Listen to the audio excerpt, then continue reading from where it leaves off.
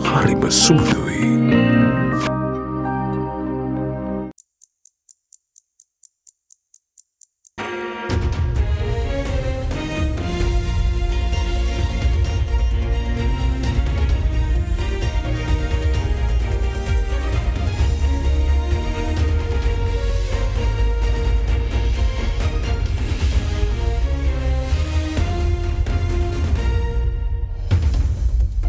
Tonight on First at 9, this Thursday, the 14th of March 2024.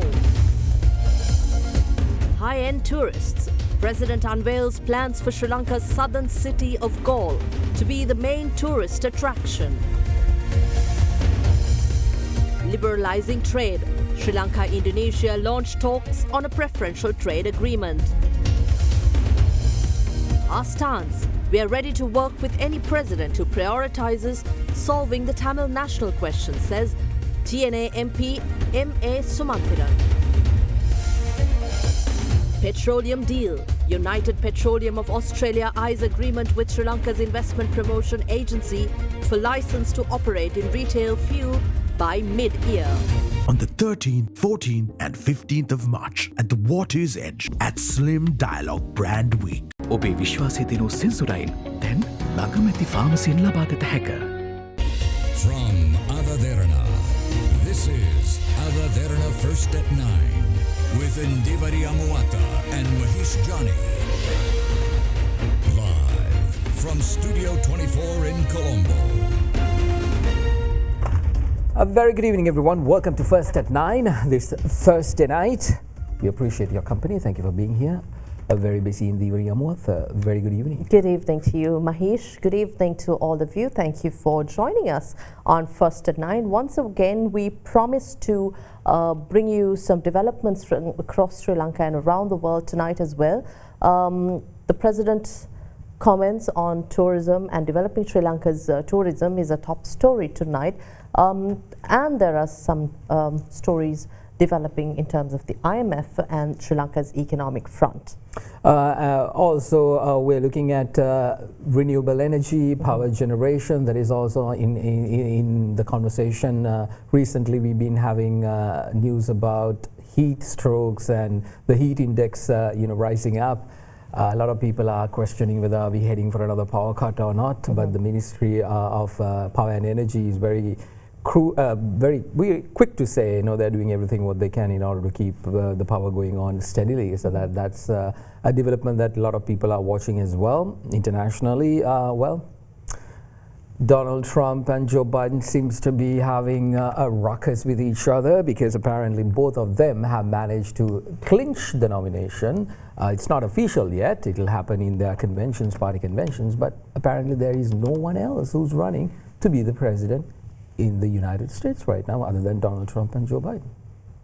I guess we'll have to wait and see. But in Sri Lanka, there are a lot of people. We also have a discussion I had earlier tonight, excerpts from the discussion, talking about the presidency and whether Sri Lanka's northern parties will support the president in his endeavors going forward. Indeed. So let's begin tonight's bulletin, and we begin down south in Galle, where President Ranil Wickremesinghe confirmed that strategic city planning efforts to elevate Galle into a premier tourism destination are underway, adding that Galle is poised to emerge as the primary tourist hub of Sri Lanka as a result of these endeavors. With this, the President revealed plans to relocate government offices from Galle Fort to facilitate tourism promotion, where he also stressed the need to expand the tourism industry beyond coastal areas to strengthen the country's economy. The grand opening of Serene River Park in Holuwagoda, Galle was held under the patronage of President Ranil Wickremesinghe yesterday. The project, estimated to cost 440 million rupees, encompasses various features such as a lake, walking paths, iron bridges, a children's park, market stores and ecosystems, with electricity sourced from solar power.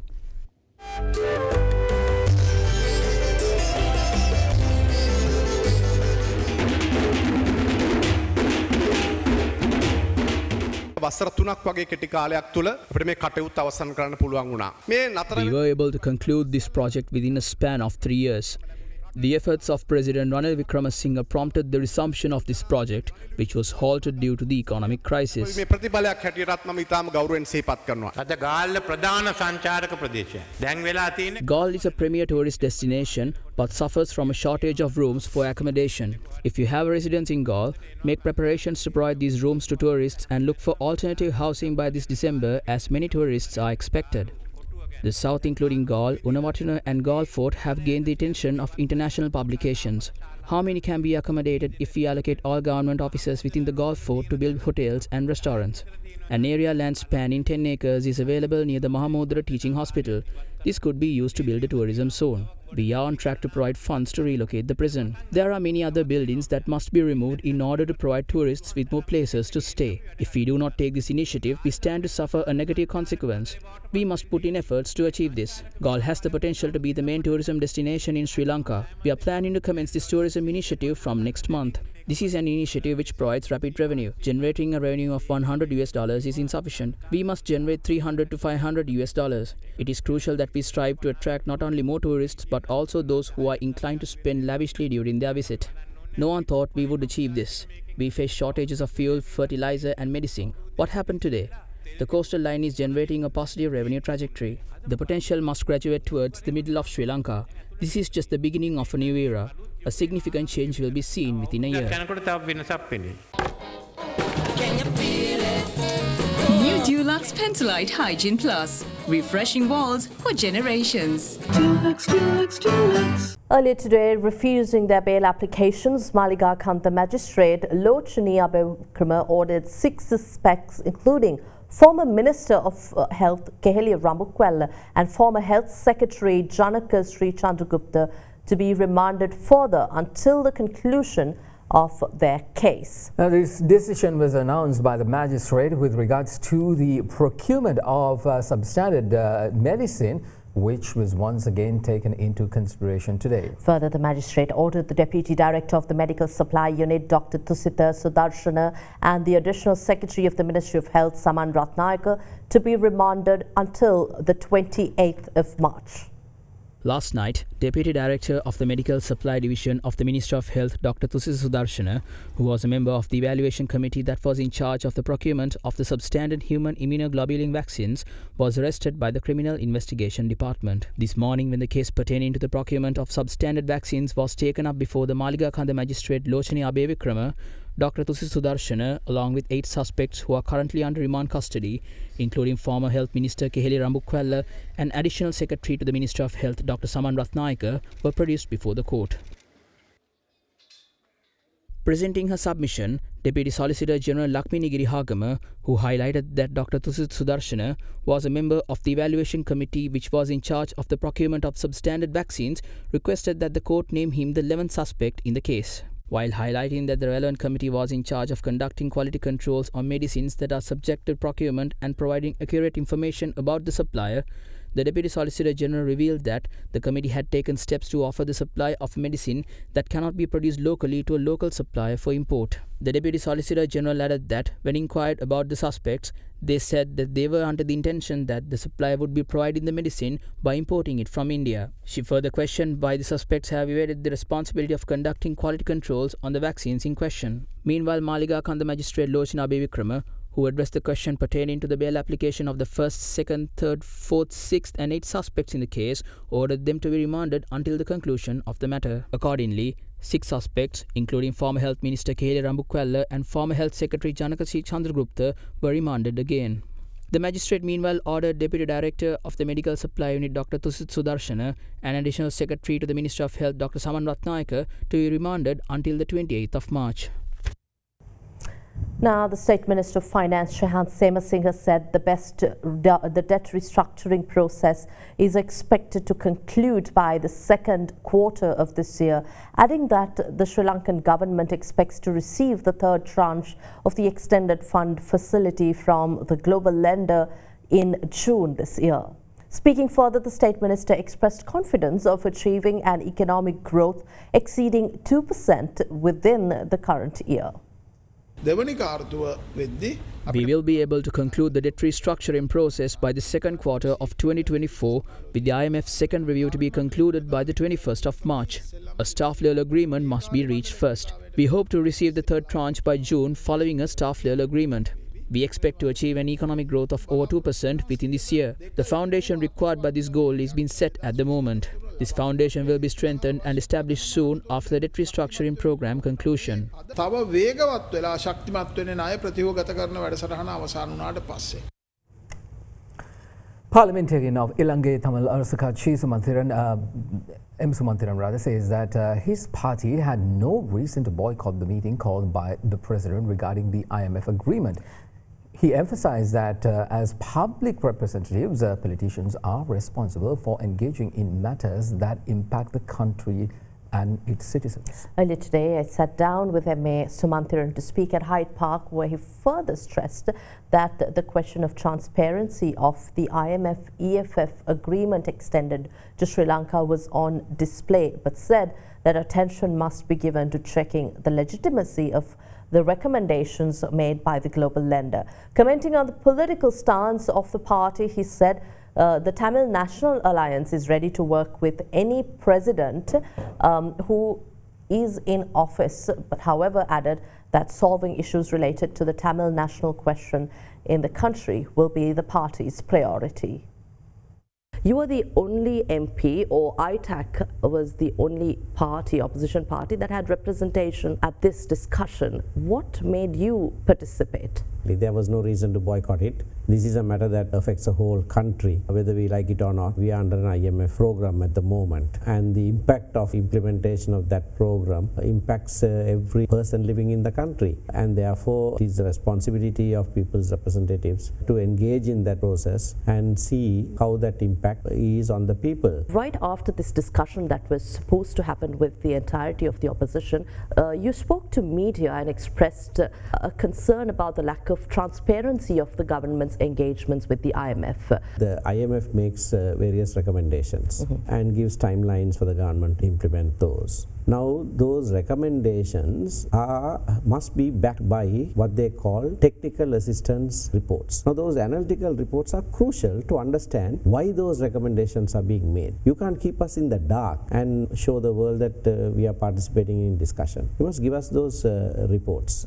The president immediately asked the governor why those reports haven't been published. The governor said some of those have market sensitive information. I said we are not interested in those very few details, but the bulk of it has no market sensitive information. And so the president said release all of that. So once we have the analytical reports, then we'll be in a position to first find out whether the recommendations are actually backed by proper analysis. Secondly, a lot of things are passing on the basis that these are IMF recommendations when they are in fact not IMF recommendations. Like the VAT increase of up to 18%. There is no IMF recommendation to increase VAT up to 18%. IMF merely says increase your revenue. There is an alternate view published that shows if you had to increase the withholding tax rate, you could have met that target. And if you raise withholding tax rate, you are actually targeting actual income earners. Those are direct taxes rather than these indirect taxes that affect everybody. The third issue was with regard to timeline set by the IMF. They have also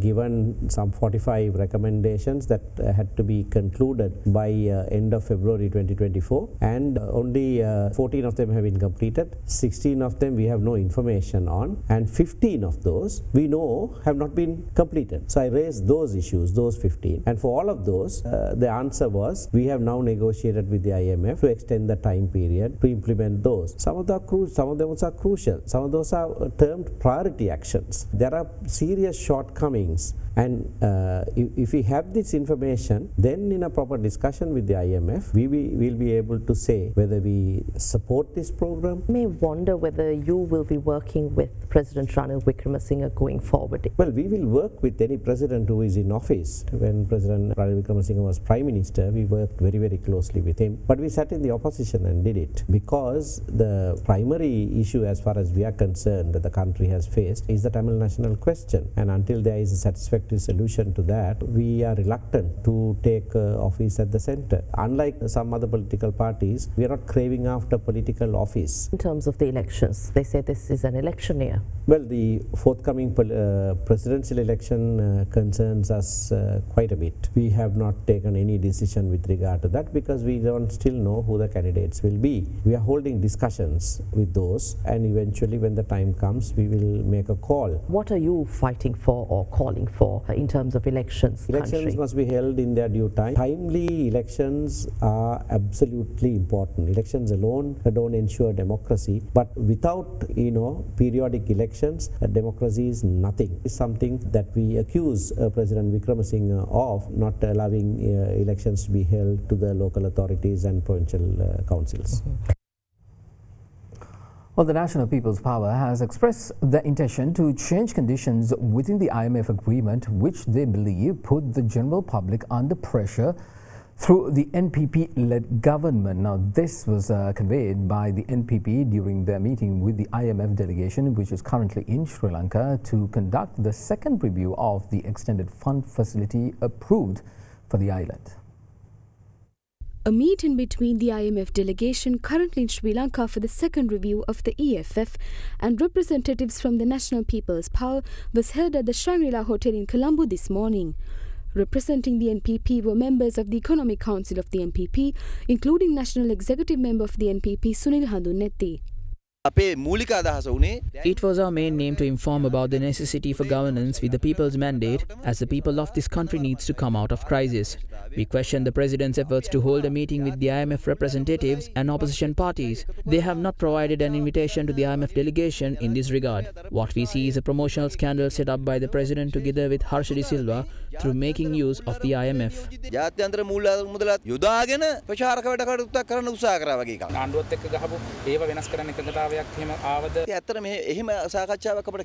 We did not discuss this matter. The agreement is already signed, and what we have to ask is the progress made on the agreement reached with the government. In the meantime, parliamentarian of the NPP Vijitha Herath further disclosed information pertaining to the meeting with the IMF during a media briefing today. This only puts a tax burden on the public. They increased prices of essential goods and decided to sell state assets as opposed to ensuring successful conclusion of debt restructuring. A specific timeline for the completion of debt restructuring has not been finalized. We informed the IMF that the plan will stay in effect regardless of our preferences. However, we also informed them of our intention to amend conditions in the IMF agreement which are disadvantageous to the public under an NPP-led government.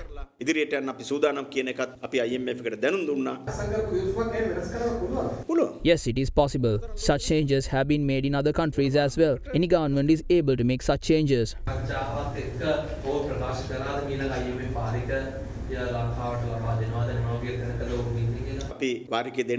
We did not tell them to not provide the tranche. Given the current economic situation of Sri Lanka, we did not wish to do that. Meanwhile, the Samagi Jana Balawegaya parliamentarian Ranjit Madhuma Bandara said that Speaker Mahinda Yapa Abhiwardena has requested to make a statement on the day of the debate on the motion of a no confidence against the Speaker. However, independent MP Dallas Alahaperuma stated that the opposition's efforts to bring in the no confidence motion remains futile as the government parliamentarians will vote in favour of the existing government regarding what is mentioned in the no confidence motion. With that, here's a look at comments made on the political stage today. කතානායකතුමාට විරුද්ධව විශ්වාසභංගය ගැන තීන්දුව ගත්තේ කතානායකතුමාගේ ප්‍රධානත්වයෙන් තිබ්බ රැස්වීමේ. නමුත් විවාදේ ගන්න ඕන කතානායකතුමා නැතුව නියෝජ්‍ය කතානායකව තව කාගේ හරි මූලාසනයේදී තමයි විවාදේ ගන්න ඕන. ඒ වගේම කතානායකතුමා ඉල්ලීමක් කරා එතුමාට ප්‍රකාශයක් කරන්න ඉඩ දෙන්න කියලා ඡන්ද විමසීමෙන් පස්සේ समस्त विपक्षेම ඡන්දෙ දුන්නත් ඒකේ අවසාන අංකය 80 ගණක් බට පත් වෙන්නේ. දැන් මීට පෙර අර සෞඛ්‍ය අමාත්‍යතුමාට එරෙහි විශ්වාසභංග යෝජනාවේදී බොහෝ කාරණා විලසනින් කිව්වා. නමුත් ඡන්ද විමසීමේදී අපි දැක්කා ආණ්ඩුවේ මන්ත්‍රීවරු ආණ්ඩුවේ පැවැත්ම වෙනුවෙන් පෙනී හිටියේ මිසක්කා විශ්වාසභංග යෝජනාවේ නිශ්චිත කරුණු වෙනුවෙන් පෙනී හිටියේ නැහැ. මුළු රටම අහනවා මොනවද අපේ දැවෙන ප්‍රශ්න වලට උත්තර? අපේ රටට සල්ලි අවශ්‍යයි. මගේ ළඟට අම්මා කෙනෙක් දැන් ආවා. පොඩි දරුවෙක් රැගෙන. දුවක්. වයස මාස 9යි. හරියට මගේ දරුවගේ වයස. හැබැයි ඒ අම්මට උදව් කරන්න ඒ තාත්තට උදව් කරන්න රජයට මුදල් අවශ්‍යයි රටට මුදල් අවශ්‍යයි රටට ඩොලර් අවශ්‍යයි. මම පැහැදිලිවම විශ්වාස කරනවා. අපි විශ්වාස කරන වැඩපිළිවෙල හරහා පමණයි රටට රුපියල් රටට ඩොලර් ලබා ගන්නට පුළුවන්කම ලැබෙන්නේ. රොෂාන් රණසිංහ මාතාගේ පක්ෂය ඉදිරි ජනාධිපතිවරණයකදී හෝ මහමැතිවරණයකදී සම්දානගත වෙනවද? මේ රටේ දූෂණය පැය 24ක් ඇතුළත නවත්තලා 25 වෙනි පැයේ ඉඳලා රට ගොඩ නගන්න පටන් ගන්න පුළුවන්. රට ගොඩ නගන වැඩපිළිවෙල වගකීමත් මම බාර ගන්න සූදානම්. The no confidence motion against Speaker of Parliament Mahinda Yapavewardena is scheduled to be debated in Parliament next week. As such, Parliament is scheduled to debate the no confidence motion against the Speaker on the 19th and the 20th of March. Last month, several opposition parties led by opposition leader Sajid Premadasa signed a motion of no confidence against Speaker of Parliament Mahinda Yapavewardena, claiming that he had violated the constitution when approving the Online Safety Act. The motion was handed over to the Deputy Speaker General of Parliament with 44 MP signatures on the 5th of March earlier this month. Now, speaking in this regard, the opposition leader accused the Speaker of ignoring no less than 9 recommendations issued by the Supreme Court while enacting the Online Safety Act, and added that no longer that they have faith in him. Taking you to other local news, a 63-year-old man was admitted to the Ampara Teaching Hospital after brutally killing his 2 children and then attempting to take his own life. Meanwhile, MP Govinda Kumaratunga filed a fundamental rights petition at the Supreme Court against the reduction of the EPF interest rates. With that, here's a look at more local news in brief.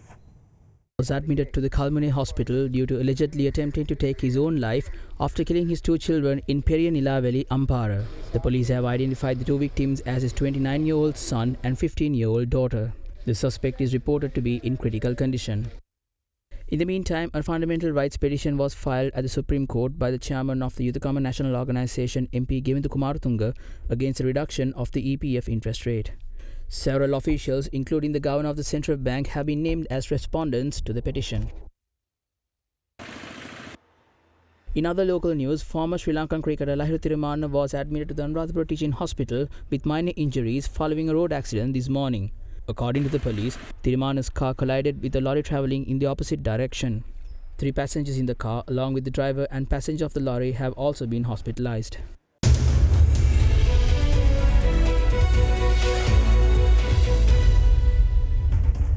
The Chief Financial Officer of United Petroleum of Australia, Nigel Simmons, visited the Ministry of Power and Energy to discuss the entity's plans here in Sri Lanka. Australia's United Petroleum expects to begin retail operations through the 150 fuel stations allocated to them across Sri Lanka. The company signed an agreement with the Ministry of Power and Energy last month to enter petroleum retail operations.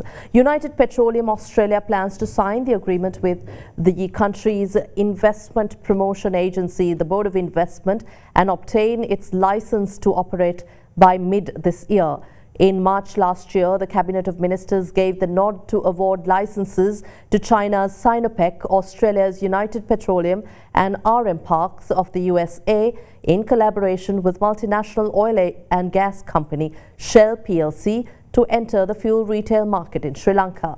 In September last year, Sinopec officially initiated its presence in Sri Lanka's fuel industry, while RM Parks in November signed a $110 million agreement with the Board of Investment to bring Shell plc products to the island. Well, State Minister of Foreign Affairs Taraka Balasuriya and Vice Minister of Trade of Indonesia Jerry Sambugua formally launched negotiations for the Sri Lanka-Indonesia Preferential Trade Agreement at a virtual meeting today.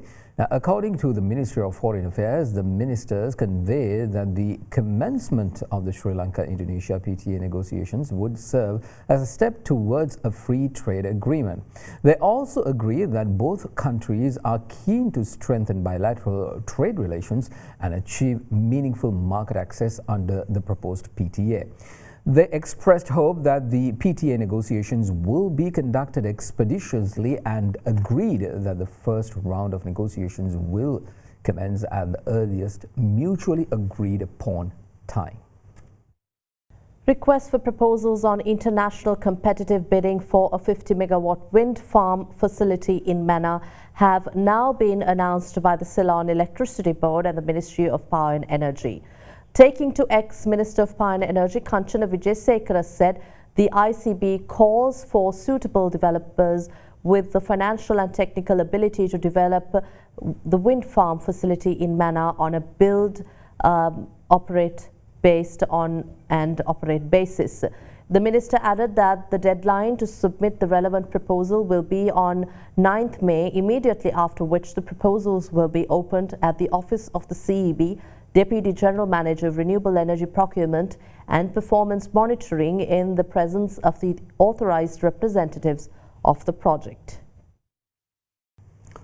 Now, the Ceylon Chamber of Commerce raised concerns over the government's decision to temporarily suspend parade execution law. The chamber observed that providing support to small and medium sector businesses in the form of curtailing credit recovery measures is not necessarily the best method of supporting these industries. Issuing a statement addressing this today, the chamber said that the decision in turn could lead to higher borrowing costs due to the increase in risk premium arising from delays in releasing collateral and the reluctance of the banking sector to give loans. While recognizing the benefits for the SME sector that can be provided through the suspension, the chamber said that it is crucial to find an amicable solution that is supported by data to ensure that the temporary relief doesn't lead to continuous defaults. The chamber said a consultative process that includes the government, private sector, legal experts and technical advisors supported by relevant data on loan losses and defaults must be held, ensuring a fair, balanced and transparent debt recovery framework tailored to the specific needs of the country.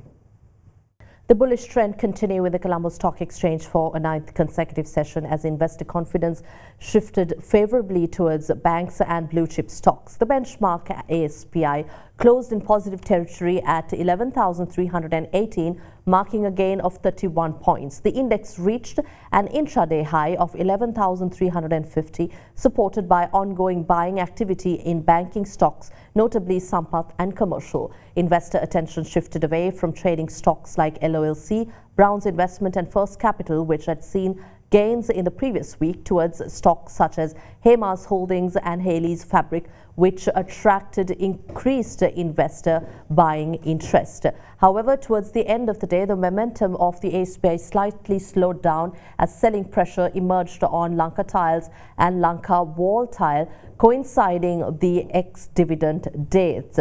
Meanwhile, on a positive note, foreign investor sentiment improved, with the foreign investors turning into net buyers after 10 consecutive sessions of selling.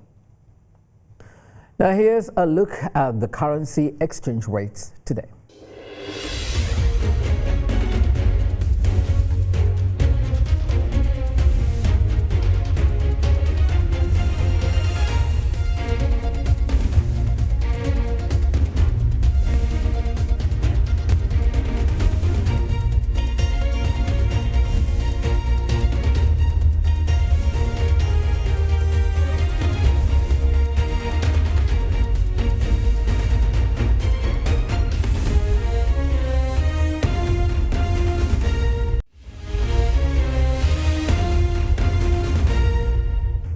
Israel's military said it plans to move displaced Palestinians in Gaza to humanitarian islands, and I think we have the story coming up on World News tonight.